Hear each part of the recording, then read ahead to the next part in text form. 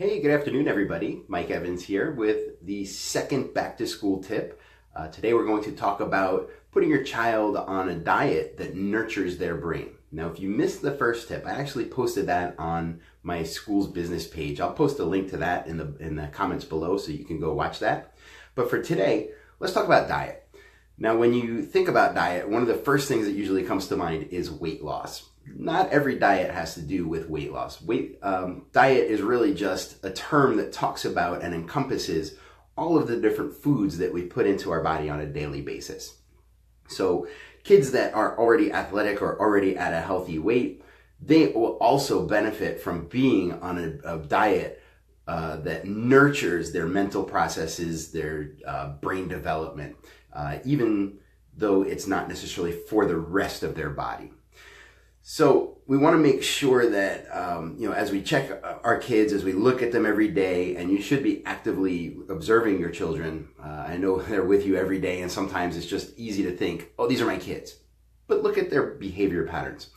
An unhealthy diet, like the one that we usually have in summertime with lots of salts and fats and sugars and junk foods and, all these summertime things, can lead to things like anxiety, a little bit of depression, fatigue, poor concentration, mood swings. You can almost even start to see things like, when your child is really into a video game and you take that tablet away and they get that dopamine crash where their mood shifts. They can have similar things as they process different kinds of foods, where they'll go from being on a really high energy, manic state almost, and then as that food processes out of their body, just the way that their body processes it, the insulin levels in your body get all out of whack, and they have these mood changes. This is not something that's really conducive to the school year, so we want to start to eliminate that. And here are some tips that are going to help you out. So first of all, we have to purge. And I don't mean binging and purging like the eating, right? I mean purge those foods out of your house. I know for me particularly, if there is a food in the house that I'm not supposed to have, but it's there, I will make sure that I look around and I'll get that food somehow, right? I'll even lie to myself to do it. Like, oh, it fell, or this chip is broken, or that cookie it has too many chocolate chips. Somehow it'll get into me. So I know that when I need to be on a healthier kick, those things have to go. So what you're going to do is you go into that refrigerator and just start, you don't have to necessarily throw it away. Use it quickly so that we can, as quickly as possible, get onto this health pattern where we're going to get rid of all the things that are high in fats. Now, not all fats are created equally, so some high-fat foods are actually very healthy. So you might want to do a little research about which fats are good fats and which fats are bad fats. Things that are high in sugar.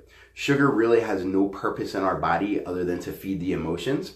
It tastes great, and yes, it does give us a quick boost of energy, but it's not a healthy kind of energy. If we can really eliminate a lot of sugars from the body, your body will work in a much more smooth fashion, your moods will even out, and we won't have that sharp up and down in the mood swing. We want to get rid of things like soda. Soda has no purpose. Now, that doesn't say you can't ever have a soda or your child can't ever have a soda, but we're setting up patterns here. So we want to make sure that to the most extent we can, we're eliminating these things. Get rid of those chips. Those chips are high in the bad fats. They're high in salts. Some of the grains that are used in the production of such things, not necessarily potato chips, but like Doritos, corn chips, a lot of grains cause inflammation in the body. So we want to start to get rid of these things. Just by taking them out of the house, you're already setting your child up to look for healthier alternatives. If they're not hungry enough to eat an apple, they're not really hungry. They don't really need those chips. Second, we need to create a healthy menu. Now, this is not necessarily a menu for the school year. This is for the next few weeks as we lead up to the school year. In my area, we start that first week of September, so we still have some time. We want to sit down with the kids. Don't wait for them to go to bed and then look at your shopping list and figure it out. Sit down with them. Talk about different options, different healthy things, maybe some new things they've always wanted to try or that they never heard of. Like, what kid doesn't want to try a dragon fruit? Whether they like it or not, getting them to try it is key.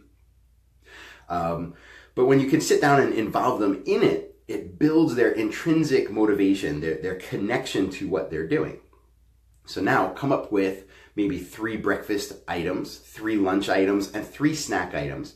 And then lay out the next couple weeks on a calendar and say, well, which food would you like to eat on which day?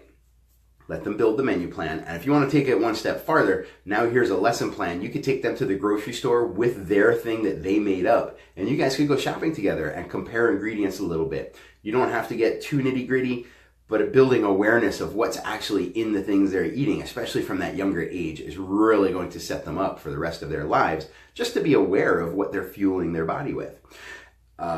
Now, if you're really struggling on healthy things, there are dozens of books. A lot of school districts also have nutritionists.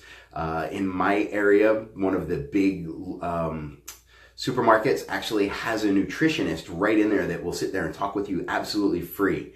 She'll take you around and show you the options in the store that are healthier choices. So that might be a great option. If you're in my Patchogue area, shoot me a message and I'll hook you up with that info.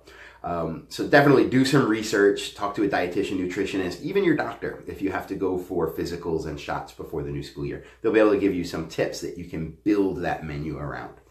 And finally, and here's the hard one, we need to lead by example. If I tell my daughter that she can only eat steamed broccoli and grilled chicken for the next 3 weeks, and then she comes into the kitchen and sees me eating that German chocolate cake because it was cut crooked, right? That's my thing. It doesn't really set a good example for her. So we need to make sure that we are setting the example, eating right along with them, commenting, making suggestions. Here's something that I liked. Oh, I really liked how you made that choice. Talk about how you feel on the new diet, even if it's not feeling good. Oh, I really missed that chocolate cake. Talking about it helps us label it and then take care of it so that we can file it away and move forward. If you really did like something, it reinforces the positive traits of being on that healthy diet.